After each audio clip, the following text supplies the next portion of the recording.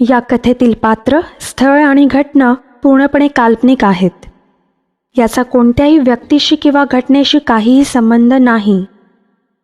कथेचा मूळ हेतू हा फक्त मनोरंजन असल्यामुळे कोणीही कथेचा वास्तवाशी संबंध जोडू नये. जर एखाद्या व्यक्तीशी किंवा घटनेशी संबंध आला तर तो केवळ योगायोग समजावा.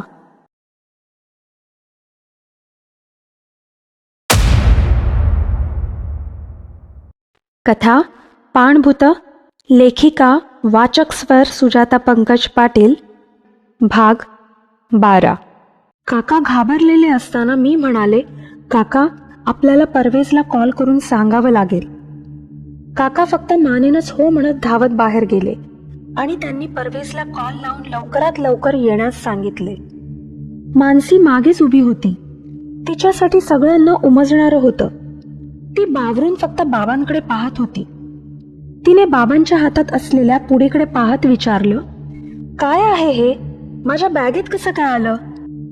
काका तसे सोफ्यावर बसले आणि माझ्याकडे हात करून म्हणाले, सांग तिला. मी म्हणाले, काका पण परवेजने मनाई केली आहे. तो स्वतः सगळं सांगेन असं म्हणालाय. काका म्हणाले, तो येतोच आहे, तू सांग, काही होत नाही. मी म्हणाले, ठीक आहे. मी इथून गेल्यापासून पोलीस स्टेशनमधील सर्व हकीकत मानसीला सांगितली. मानसी घाबरून म्हणाली, काय? हे ड्रग्ज माझ्या बॅगेत? बापरे, जर परवेज नसता तर माझ्यावरच गुन्हा दाखल झाला असता. आणि परवेज अँटी नार्कोटिक्स सेलचा गुप्तहेर आहे. Oh my God. म्हणजे तो माझ्यासोबत हे नाटक करत होता. मी किती मूर्ख. सगळं चुकीचं समजले. तो तर त्याची ड्युटी करत होता. मी तिला काहीतरी बोलणार होते तेवढ्यात काकाच तिला म्हणाले, नाही, त्याचं प्रेम खरं आहे. तो खरंच तुझ्यावर प्रेम करतो. काकांच्या या वक्तव्यावर मानसी काकांजवळ पायाखाली बसली आणि काकांच्या डोळ्यात पाहू लागली. त्यांचे डोळे पाणावले होते.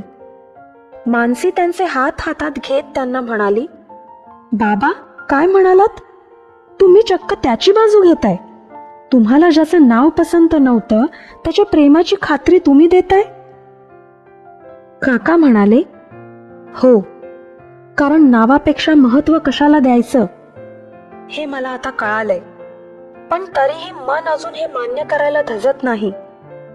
तुझं शिक्षण, करिअर, पुढचं आयुष्य, सगळी चिंता सतावते. मी मान्य करतो तो चांगला आहे. मला आता समाजाची पर्वा नाही. पण एक मोठा श्वास घेऊन ते थांबले. मानसी म्हणाली, बाबा तुम्ही लहानपणापासून मला भक्कम बनवलंत. प्रत्येक वाईट गोष्टींवर मात कशी करायची हे शिकवलंत. मग तुम्हाला नाही का विश्वास की मी कुठलीही परिस्थिती असली तरी खंबीर उभी राहीन? त्याचबरोबर परवेजची पारख अजूनही झाली नाही का? तुम्हाला नक्की कसली शंका किंवा भीती वाटते आहे? काका म्हणाले, बाळा मला एवढंच हवं की तू तुझ्या आयुष्यात खुश राहावं. तू तुझ्या पायांवर उभं राहावं. एवढं तुला शिकवलं. तू पुढचं शिक्षण पूर्ण घ्यावंस. बाकी काहीच माझ्या अपेक्षा नाहीत. मानसी म्हणाली, बाबा परवेज त्या बाबतीत स्वतःच स्ट्रिक्ट आहे. तोही याच विचारांचा आहे. जुन्या कुप्रथा, चालीरीती यांच्या विरोधात आहे. तो नेहमी माझ्या पाठीशी उभा राहील. बाबा जो आपल्या आईवर एवढं प्रेम करतो तो बायकोवर किती करेल? तो चुकीच्या गोष्टींना चूक आणि बरोबर गोष्टींना बरोबरच म्हणतो. खरं तर त्यानं मला खूपदा रोखलं होतं, पण मी तेवढंच त्याच्याकडे आकृष्ट झाले. बाबा या गोष्टीसाठी खरंच मला माफ करा. मी तुमचं मन दुखावलं आहे. काका म्हणाले, हे बघ बाळा, आई बाबा आपल्या मुलांवर नेहमीसाठी रागूच शकत नाहीत. सगळे हट्ट आई बाबा पूर्ण करतात. तसंच तुझा हा हट्ट सुद्धा मी पूर्ण करणार आहे. माझं मन आणि डोकं यात लढाई चालू होती. डोकं सांगत होतं की परवेज आणि जावई, छे बिलकुल नाही. पण मनाने सांगितलं, तुझ्या मुलीचं सुख परवेजमध्ये आहे, त्याचा स्वीकार कर. मन सारखं सारखं सांगत होतं की तो पूर्णपणे मला पाहिजे तसाच आहे. प्रेमळ, निडर, जबाबदार. आणि डोकं सारखं सारखं त्याचं नाव आठवण करून देत होतं. परवेज, परवेज. पण मी ठरवलंय. मानसी म्हणाली. काय? काका म्हणाले, जा सांग त्या परवेजला मी माझ्या मुलीचा हात त्याच्या हातात द्यायला तयार आहे.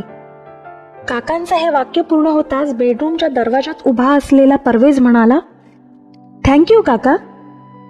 काकांसकट आम्हा दोघींची नजर दरवाजाकडे गेली. दरवाजावर परवेज आणि मागे प्राजक्त काकू उभ्या होत्या. काका सोडून सगळ्यांच्या चेहऱ्यावर हसू उमटले. काकू मात्र गोंधळून काकांना विचारू लागल्या. प्राजक्त काकू म्हणाल्या, हे तुम्ही काय बोलताय? शिरीष काका काकूंना हात दाखवत म्हणाले, थांब, तुला नंतर सगळं सांगतो. परवेज म्हणाला, काका मला कॉल केला होतात? शिरीष काका म्हणाले, हो, हे बघ मानसीच्या एका बॅगेत मला तुला जे हवं होतं ते सापडलंय. परवेज त्यांच्या हातातील पुढी रुमालात घेत म्हणाला, काका तुम्ही याला डायरेक्ट हात लावायला नको होता. यावरील फिंगरप्रिंट्स पुसले गेले असतील. परवेजने बॅगेतून एक प्लास्टिक बॅग काढून त्यात ती पुडी ठेवली. प्राजक्त काकू अजूनही गोंधळल्या होत्या. त्या म्हणाल्या, हे काय दिलं तुम्ही? मला कोणी सांगेल की काय चाललंय? शिरीष काका म्हणाले, अगं सांगतो ना. परवेज बॅग बंद करून जायला निघाला. शिरीष काका म्हणाले, परवेज मानसीला काही होणार तर नाही ना? परवेज मागे वळून म्हणाला, अहो काका मी स्वतःच सांगितलं ना की तिच्या बॅगेत टाकताना मी पाहिलंय, पण त्यात तिची काही चूक नाही.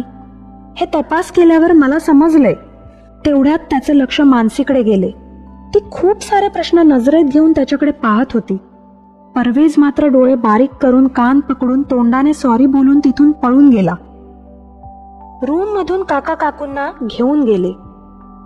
काका काकू जाताच मानसी मला म्हणाली, बघितलंस कसा पळाला? याला मी सोडणार नाही. किती गोष्टी लपवल्या याने माझ्यापासून. मी म्हणाले, तुला माहित आहे ना आता सगळं. तो कसं तुला सांगू शकला असता? मानसी म्हणाली, पण सुरुवात तर खोट्या प्रेमानेच केली ना. मी म्हणाले, काहीही बोलू नकोस. तो नाहीच म्हणाला होता, विसरलीस का? मानसी माझं बोलणं ऐकून गप्पच बसली. इकडे काकांनी काकूंना सर्व काही सांगितले. काकू म्हणाल्या, मग परवेजने जर त्या माणसाला पाहिलं होतं मानसीच्या बॅगेत ड्रग्ज टाकताना, मग तिथेच त्याला का नाही पकडलं? शिरीष काका म्हणाले, तू मूर्ख आहेस का ग? मानसीला काही झालं असतं मग, आणि तो तर निव्वळ कठपुतली असेल. त्या मागील माणूस कोणी वेगळाच असेल. आता एक लक्षात ठेव, तुझ्या तोंडून परवेजच्या या कामाविषयी कुठेच वाच्यता होऊ नये. आणि आता मला समाजाची पर्वा नाही आहे. मी परवेजला जावई म्हणून स्वीकारले. कुणी विचारलं तर सांग सरकारी नोकरी आहे, म्हणून आम्ही तिचं लग्न परवेज सोबत करायला तयार आहोत. बाकी मागून किती बोलायचं त्या 4 लोकांना तेवढं बोलू देत. काकू फक्त म्हणून किचनमध्ये निघून गेल्या. परवेज मिळालेले ड्रग्ज घेऊन सिनियर्स जवळ पोहोचला. परवेज म्हणाला, सर हेच ते पॅकेट मानसीच्या बॅगेत टाकण्यात आलं होतं. याला तिच्या बाबांनी हात लावलाय. त्यांचे सोडून दुसरे फिंगरप्रिंट्स शोधायला पाठवतो. अविनाश सर म्हणाले, ठीक आहे, पण ज्या माणसाने हे पॅकेट तिच्या बॅगेत टाकलं त्याचं काही समजलं का? परवेज म्हणाला, हो सर, आमच्या कॉलेज कॅन्टीन मध्येच तो काम करतो. आणि कॅन्टीनचा मालक पॅब्लो एस्कोबर हा इथला सप्लायर आहे. त्याच्या हाताखाली 25 लोक काम करतायत. Taloja, Kalamboli, CBD, NRI, coastal आणि APMC, तसेच मुंबई उपनगरे, ठाणे, कल्याण, डोंबिवली, कळवा, आपलं बॉलिवूड, सगळीकडे ड्रग्स माफियाचे जाळे पसरले आहे. ही खूप मोठी चेन आहे. हा कॅन्टीन मालक पॅब्लो एस्कोबर याचे गोव्यापर्यंत कनेक्शन जुळत आहेत. पॅब्लो दर महिन्याला दुबई टूर करतोय. 3 वर्षापासून याच्या बॉसला ट्रेस करण्याचा प्रयत्न करतोय, पण हाती काहीच लागत नाही. आपल्यातला कोणीतरी यांच्यात नक्कीच सामील आहे, जो आपल्या गोष्टी लीक करतोय. सर, पुढच्या महिन्यात मी अम्मीला भेटायला दुबईत चाललोय. त्याचबरोबर दुबईतला एक पत्ता मिळालाय जिथे हा पॅब्लो सारखा जातोय मी बघतो कुठला धागा मिळतोय का. दुसरा एक अधिकारी, ज्याचं नाव होतं विराग गर्ग, तो म्हणाला, परवेज, आपली तिथली टीम झोपली आहे का? 3 वर्ष झाली हाती काहीच लागत नाही म्हणजे काय? परवेज म्हणाला, सर, मी ऑलरेडी आपली 4 माणसं गमावली आहेत. खूप वाईट मृत्यू दिलाय या माफियांनी. मला आता आपल्या कुठल्याच माणसाचा बळी द्यायचा नाही. खूप शातीर बनून काम करावं लागेल. सर, कॉलेजमध्ये काही मुली सुद्धा आहेत ज्या या टोळीला सामील आहेत. मला इथं काही महिला अधिकाऱ्यांची मदत हवी आहे ज्या अशा केस हँडल करण्यास सक्षम असतील. पॅब्लोवर डायरेक्ट हात घालू शकत नाही. जेव्हा जेव्हा त्याच्या विरुद्ध पुरावा शोधण्याचा प्रयत्न केला तिथे आपल्या माणसाला गायब करण्यात येतंय किंवा मारलं जातंय. विराग गर्ग म्हणाला, परवेज, मी समजू शकतो. हा काही चित्रपट नाही. चित्रपटातला नायक 3 तासात गुन्हेगाराला शोधून काढतो आणि मारतो. आपण इथे 3 वर्ष लागलोय आणि हाती काहीच लागत नाही. परवेज म्हणाला, सर, आपल्या मेहनतीचं फळ आपल्याला नक्कीच मिळेल. तुम्ही विश्वास ठेवा. यावेळेस मी खाली परत येणार नाही. विराग सर म्हणाले, ऑल राईट. एक नवी टीम बनवा. नीट ट्रेन करा. प्लान करा. तू पुढच्या महिन्यात जातोयस तेव्हा 15 दिवस पहिले सगळी स्टडी करा. मला प्रत्येक गोष्ट इन्फॉर्म करा. आणि मला विचारल्याशिवाय कुणालाच मारायचं नाही. त्याला आपल्या तिथल्या सिक्रेट ऑफिसमध्ये डांबून ठेवा. यावेळेस कसंही करून त्या माणसापर्यंत पोहोचा. 5 वर्षापूर्वीची ती केस अजूनही त्रास देतेय मला. आठवतंय ना? 11 मुली आणि 8 मुलं एकत्र आत्महत्या प्रकरण. त्यातील एक मुलगी माझ्या बहिणीची मुलगी.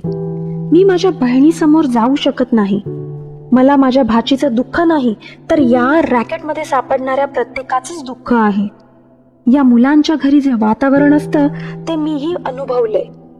पालक मरतही नाहीत, जगतही नाहीत. मरणाऱ्या मुलांच्या मागे त्यांचे पालक जिवंत प्रेत बनून राहतात. त्यावेळेस एक कारमध्ये 638 किलो गांजा मिळाला होता आणि 3 करोडचे ड्रग्ज सापडले होते.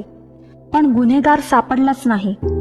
त्याचे एवढे नुकसान झाल्यावर त्याने या मुलांना टार्गेट बनवले आणि त्यांना आत्महत्या करण्यास भाग पाडले. मला आजही आठवतोय तो क्षण जेव्हा त्या मुलांना त्या अवस्थेत आम्ही पाहिले होते. विराग सर कुठेतरी तंद्री लावत आठवण सांगत होते. परवेज म्हणाला, सर, मुलांना आत्महत्या करायला लावून त्यांना काय मिळाले? उलट त्यांचे कस्टमर कमी झाले ना.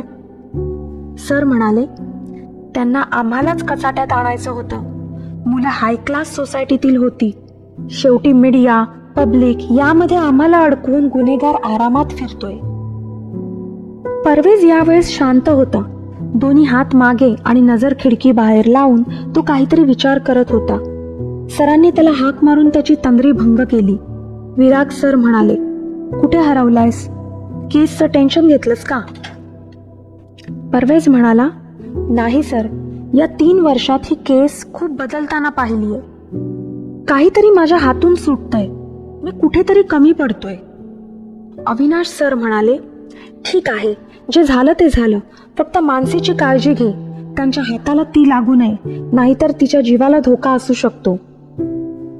परवेज म्हणाला, सर, ती माझी जबाबदारी आहे. मी तिला काहीच होऊ देणार नाही.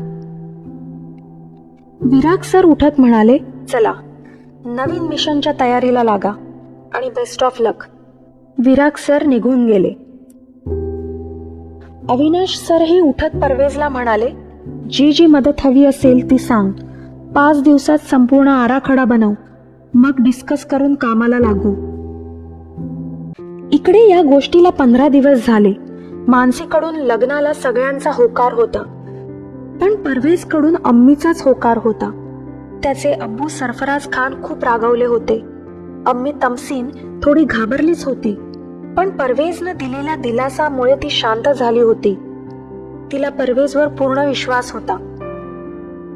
परवेजला दुबईत जाण्यास काही दिवस उरलेले असतानाच रजिस्टर पद्धतीने मानसी आणि परवेजचं लग्न लावून देण्यात आलं. लग्नाला मानसीकडून शिरीष काका, प्राजक्त काकू, मी, प्रदीप काका आणि 10-15 नातेवाईक, तर परवेजकडून समीर, श्रीलेखा काकू, अविनाश सर आणि इतर टीम होते. लग्न व्यवस्थित झाले. 4 दिवसांकरता मानसी आणि परवेज गोव्याला फिरून आले. ते ठिकाण परवेजनेच ठरवलं होतं. तिथेच त्याने मानसीच्या सगळ्या शंका दूर केल्या. तिला स्वतःच्या बद्दल प्रत्येक गोष्ट खरी सांगितली. गोव्यावरून आल्यावर मानसी येऊन मला भेटली आणि म्हणाली 5 दिवसांनी ती काही वर्षांकरता दुबईला म्हणजेच सासरी जात आहे. मला ती दुरावण्याचे दुःख तर होतच, पण मनात समाधान जास्त होतं. तिला निरोप देण्याचा दिवस आला. इथून रेल्वे आणि मग एअरपोर्ट, तिथून फ्लाईट सगळं ठरलं होतं. काकूंची इच्छा होती की मानसीला त्यांना नवरीच्या वेशातच निरोप द्यायचा होता, म्हणून मानसी नवरीप्रमाणे सजली होती. रेल्वे स्टेशनवर मानसी गाडीत चढली आणि जोराचा हॉर्न वाजला. हा आवाज कानातून डोक्यापर्यंत जात होता. आठवणींच्या जाळ्यातून मी झरझर बाहेर येत होते आणि मी डोळे उघडले. स्वप्न होतं माझं. सगळीकडे अंधार पसरला होता. मी घाबरून आसपास पाहिले. मी त्या दर्ग्यातच होते. डोळे चोळत मी उठले. समोरच ते भिंतीवरचं नाव पुन्हा दिसलं, नामदेव निळकंठ पाटील. आता ते उर्दूमध्येच लिहिलं होतं, पण तरीही मला वाचता आलं. हे कसं झालं? मी डोक्यावर खूप जोर दिला आणि मला आठवलं की ही अक्षरं बदलून मराठीत झाली होती. आणि ती मुलगी, दर्ग्यातली मुलगी मला दिसली होती, म्हणूनच मी बेशुद्ध पडली होती. मी मोबाईल काढून पाहिलं. रात्रीचे 9 वाजले होते. मी दुपारपासून इथेच बेशुद्ध पडले होते.